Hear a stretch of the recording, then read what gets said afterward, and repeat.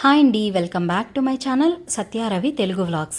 మా వీడియోస్ కనుక ఇదే ఫస్ట్ టైం చూసిన వాళ్ళైతే మన ఛానల్ని లైక్ చేయండి, షేర్ చేయండి, సబ్స్క్రైబ్ చేసుకోవటం మర్చిపోకండి. ఈ వీడియో ఏంటంటే నా బర్త్డే రోజు వ్లాగ్ అండి. ఇది ముందుగా మార్నింగ్ అయితే లేచి ఫస్ట్ నేనైతే రెడీ అయిపోయాను. ఇంకా తర్వాత మా హస్బెండ్ నేను టెంపుల్కి అయితే వెళ్ళామన్నమాట. మా పాపకి స్కూల్కి అయితే పంపించేశానండి. ఎందుకంటే ఈ మధ్యన తన బర్త్డేకి తిరుపతి వెళ్ళటం, అలాగే వచ్చిన తర్వాత కూడా తనకి ఒక 2 days అయితే స్కూల్కి పంపించలేదు, కొంచెం జలుబుగా ఉండటం వల్ల. సో అందుకని తనకి స్కూల్కి పంపించేసి మేము టెంపుల్కి అయితే వెళ్ళొచ్చాము. ఒక టెంపుల్కి వెళ్తే చక్కగా అన్ని దర్శనాలు అయిపోతాయి అనమాట. అంటే ఒకే టెంపుల్లోన హనుమాన్, అలాగే శివాలయం, మహంకాళి అమ్మవారు అన్నీ ఉంటాయి. సో అన్ని దర్శనాలు చేసి ఇంటికైతే వచ్చేసాము. ఇంక ఇంటికి రాగానే ఫస్ట్ వంట అయితే స్టార్ట్ చేశాను అనమాట. స్వీట్ అయితే ఉంటుంది కదా కంపల్సరిగా. సో అందుకని ఇక్కడ రుచి రైస్ పాయసం అయితే చేస్తున్నాను అనమాట.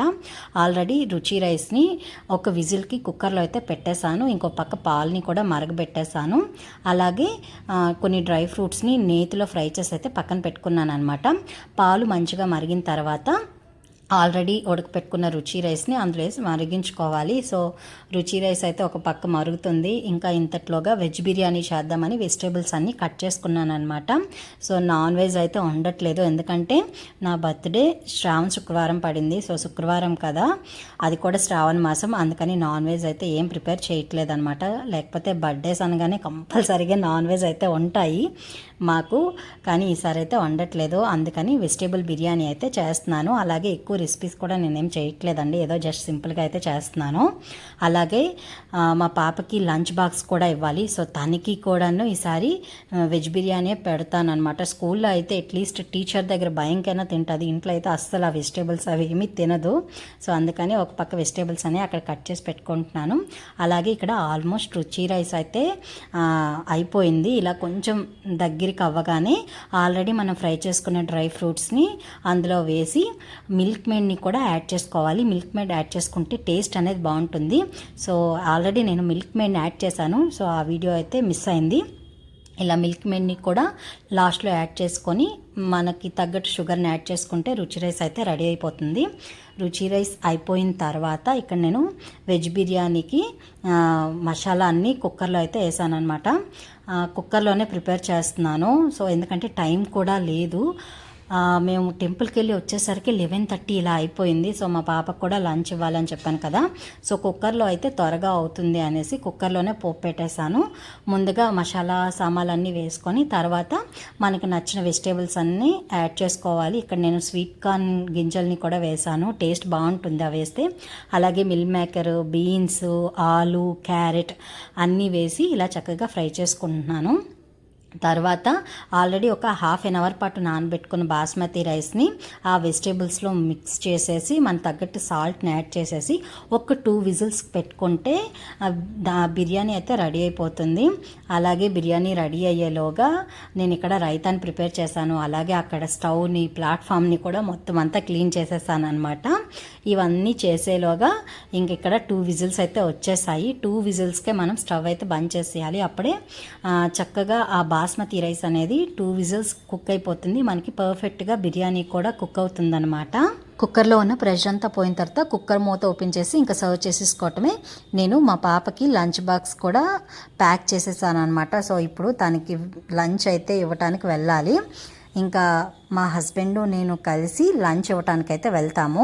సో ఇక్కడైతే మా పాపకి లంచ్ బాక్స్ కూడా పెట్టేశాను. అలాగే మా పాపకి లంచ్ ఇచ్చి అక్కడ నుండి మా ఆడపడుచు వాళ్ళ ఇంటికి, అలాగే మా అత్తవారి ఇంటికి కూడా వెళ్తాము. ఎందుకంటే ఇంకా వాళ్ళకి కూడా కొంచెం బిర్యానీ, అలాగే రుచి రైస్ పాయసం అవి ప్యాక్ చేశాను అనమాట.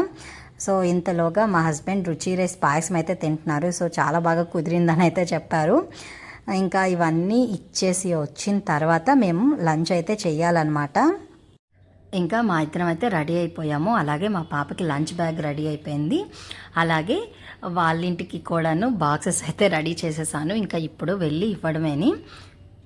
ఇంకా అక్కడికి వెళ్ళి వచ్చిన తర్వాత మేము కూడా లంచ్ అయితే చేసేసామండి. అప్పటికే 2:30 అయిపోయిందనమాట. ఇంకా ఇంటికి వచ్చి లంచ్ చేసేసి మళ్ళీ మా పాపకి స్కూల్ నుండి తీసుకురావటానికి అయితే ఇక్కడ బయలుదేరామన్నమాట.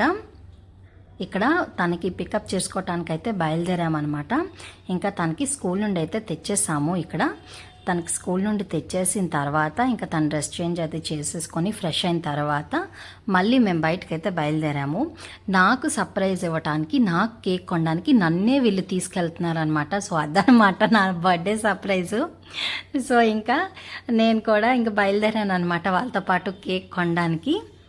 మా పాప ఏమో మమ్మీ నీకు సర్ప్రైజ్గా కేక్ కొంటాం మమ్మీ అని నన్ను తీసుకొని వెళ్తుంది. ఇంకా సరదాగా ఈవినింగ్ అయితే కేక్ కొనడానికి అలా బయలుదేరాము. ఇంకా కేక్ కొనేసి కేక్ పట్టుకొని ఇంటికైతే వచ్చేసామండి. ఈ కేక్ కటింగ్కి మా అత్తవారు అలాగే మా ఆడపడుచు వాళ్ళకి కూడా పిలిచాము, వాళ్ళైతే వస్తున్నారు.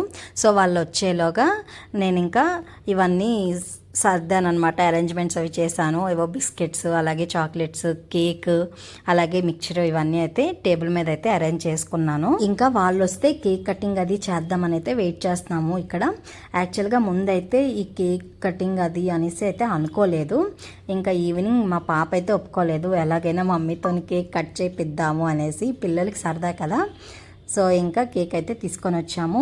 ఇంకా కేక్ తీసుకొని రాగానే మా పాప కూడా ఇంకా డ్రెస్ అది వేసుకొని రెడీ అయిపోయింది. తను కేక్ కట్ చేస్తుందంట. సో అందుకని తను చేయిస్తుందంట నాతో కేక్ కటింగ్. సో అందుకనేసి ఇంకా తను కూడా రెడీ అయిపోయింది అనమాట. మేము ఇంకా ఈ హడావిడిలో ఉన్నాము. మా అత్తవారు అలాగే మా ఆడపడుచు వాళ్ళు అందరూ అయితే వచ్చేసారు. అప్పటికే 7:30 అయిపోయింది. ఇంకా వచ్చిన తర్వాత కేక్ కటింగ్ అయితే స్టార్ట్ చేసామన్నమాట.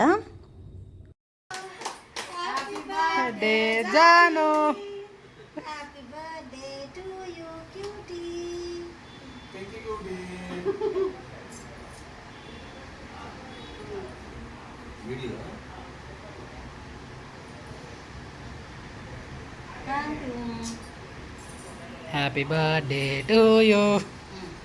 ఇక్కడ నా బర్త్డేకి బదులు మా క్యూటీ బర్త్డే అయితే సెలబ్రేట్ చేసాము. అందరూ తనకి హ్యాపీ బర్త్డే చెప్పారు.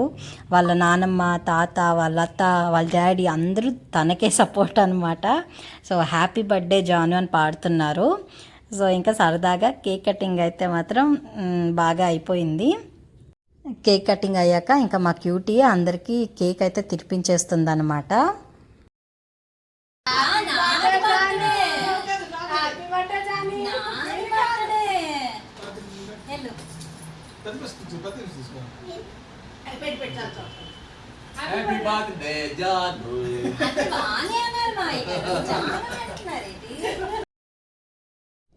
కేక్ కటింగ్ అది అయిపోయిన తర్వాత ఇంకా అందరం కేక్ అవి తింటున్నాం అనమాట.